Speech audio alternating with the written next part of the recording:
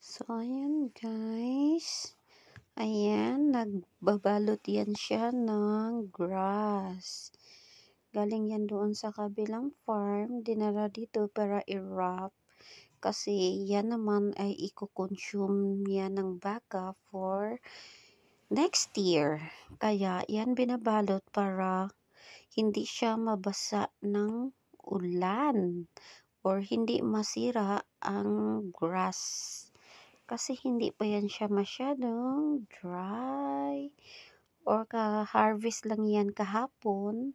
Tapos, ayan, lang, galing doon sa kabilang farm, lang kasi yan ng ano lang, yung parang sako lang. So, dinala dito sa farm na pinagtrainingan ko para i-wrap na siya. Tapos, kaya nakita namin siya ngayon. So, nakapag-video ako kasi matagal na nga rin tayong hindi nagbi-video. Kaya, ayan. So, yan, parang Pilipino din yung nagda-drive dyan.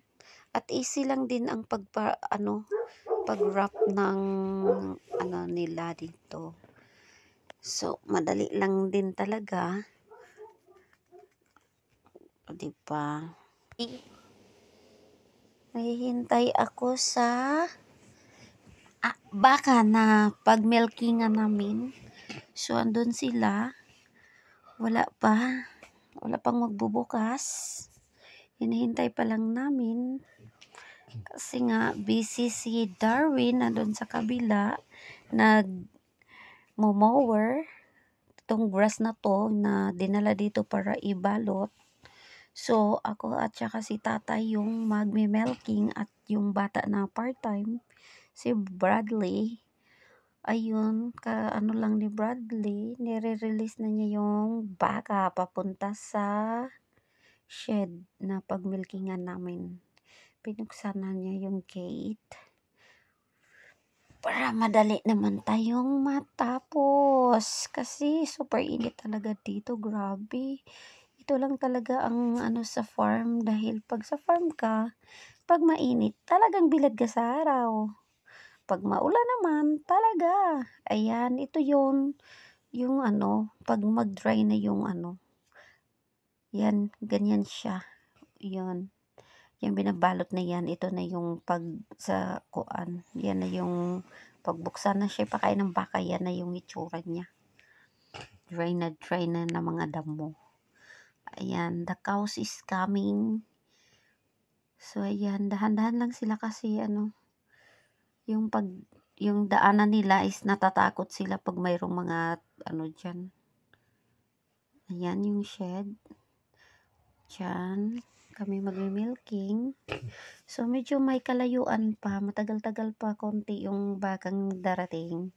Kasi pa yan sila. Magmarites pa yan sila dyan sa may nagpa-packing. Ayan.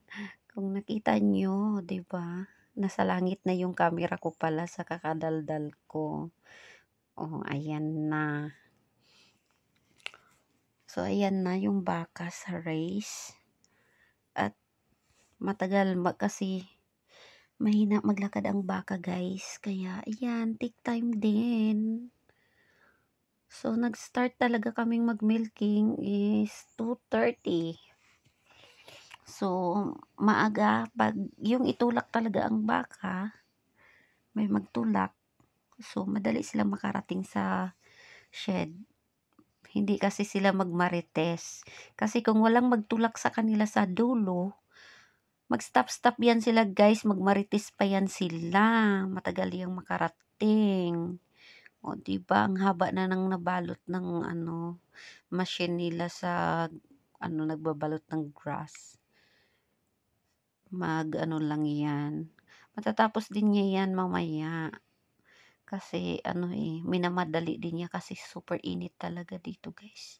Nakakabaliw ang init. Ayan, yung mga baka ikot dyan. O, diba?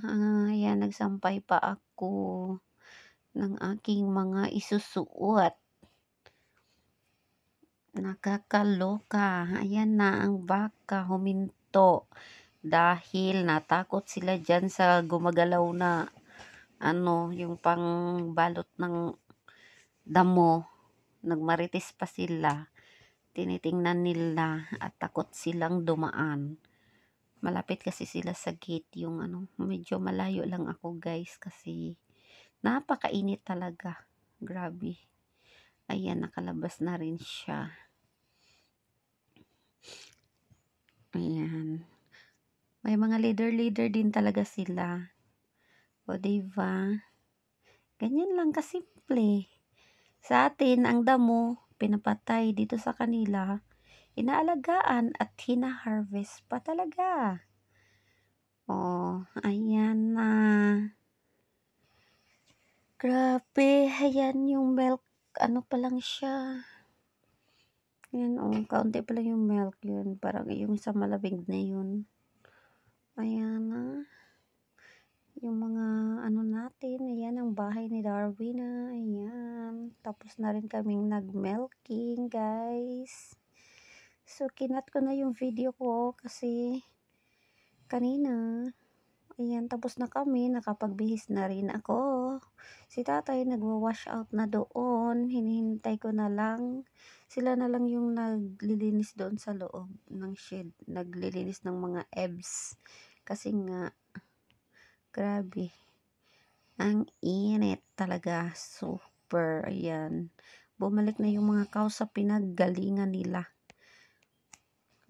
Kasi pupunta lang yan sila kung saan yung open na race. Doon yan sila. So, ayan guys. Ang init-init na. Magtago na ako at habang maghihintay ni tatay. Ayan. Kumakain pa ako ng orange. Kasi 'di ba ang dumi-dumi nga. Kaya kumakain ako ng orange habang naghihintay ako kay tatay kasi giluod ko sa mga igits. Uy, dagan kayong gets outs. Gets outs talaga. Walang kaartihan dito pagdating sa farmers ka sa New Zealand, guys. Kaya lahat ng mga ihiligo mo na. Ganun ang mga dito. Kaya, ayan, naranasan ko na rin na magiging farmers. So, diba? Kain-kain tayo guys ng orange para pang tanggal ng sama ng loob. Oh, diba? Ang sarap. Ang asim. Mukha na akong ingot. Oh, diba? Ang itim na ng tsura ko. Sunog-sunog na sa araw dahil napakainit talaga. Grabe.